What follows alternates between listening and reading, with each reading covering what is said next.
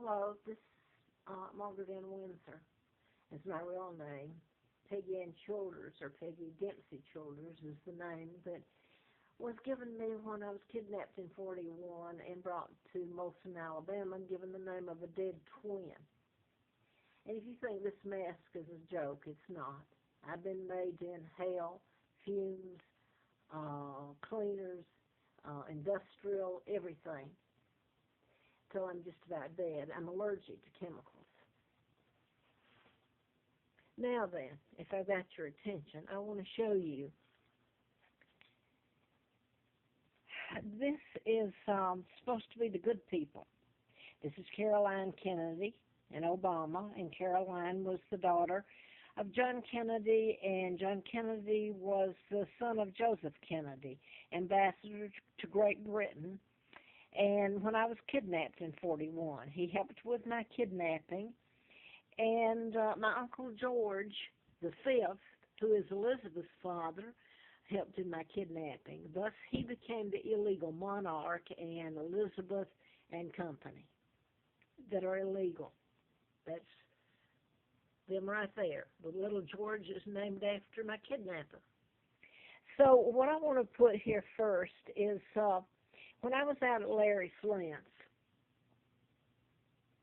he wrote an endorsement in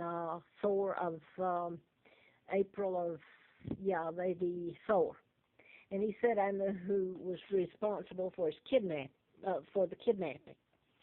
Well, for shooting him. The person was programmed, and that's part of why I'm putting this on. The person was programmed to shoot him. The thing that Larry Flint, the last time I was there in '83 in his home, he had invited me out, helping me in a campaign. And the thing was that he, this time when I got there, he made a point of saying there's no room in the inn. And I pushed him around in a wheelchair, and finally we found a room for me to stay in that night. And I was sent back the next day, furnished a car, leased by Hustler, and I haven't seen him or heard from him since. So, now then, I want to go back to John Kennedy, and I want to say that you're told this is the bad guy, Assad, okay? You're told this is the bad guy. This is the Fort Hood shooter who was programmed. All right, I would be the bad guy if you did a background check on me, because I can't even use my real name, Margaret Ann Windsor. So this goes back to, before I lose your attention here, to the Kennedys. After writing a book and getting filled with antifreeze, April the 1st of '80, and then working for the DA with brain damage in Huntsville that can be checked out, Fred Simpson, I was banned from anything, no job, no place to live, my family.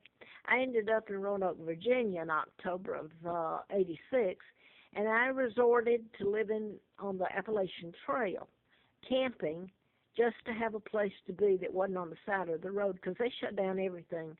I'm talking about the federal government shut me down.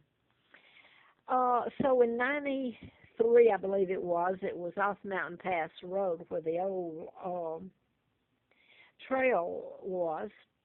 They built a new extension there, I believe, the year later, but it was when that was there, and I had spent the winter freezing, atop Full Heart Knob, a lean-to.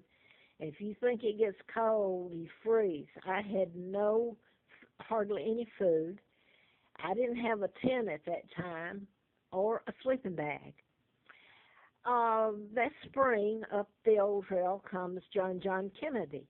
And I remember saying to him, "You look like John Kennedy." And he assured me that that's who he was, and his buddy was with him. So he laughed. He had on a backpack. He laughed and said he had just come in at Roanoke Airport and wanted to see how I was living. So they got a good laugh out of it. His grandfather helped kidnap me, and where do you think the Kennedys got all their money from? My father was King Edward VIII, the real monarch. It was a total lie that was said about him, and then they kidnapped me and put a 99-year seal on it. So John and Kennedy, they left. So he made a point of getting on a plane and a backpack and climbing a mile and a half up mountain from Mountain Pass Road to the top of the trail just to see me in rags and starving. So I will say this. I had written about mind control back in 77, 78, and the fact that you can be programmed to kill someone, or you can be programmed to take down a plane, or anything the programmer wants you to do. So July the 16th of 99, John Kennedy flew his plane into the ocean, and his wife, Caroline, was with him, and she was a twin. And so you get into patterns of the 16th was used a lot, twins. I was given the name of a twin, Peggy Dempsey, married Childers, when they kidnapped me and brought me to Moulton, Alabama. Both twins, Carl and Peggy, were dead. So I'm not going to get into details. I have tried to before, and it's very hard. Because people are really afraid of it, and they, quite frankly, don't give a damn about me. Okay. So I'm going to say that back when I did the book, I was led into finding out about it, the mind control. I had worked for doctors and the use of it. And you can control people's decision making. They don't even know it. You're taking away the very civil right, their mind, the freedom of speech, freedom to think.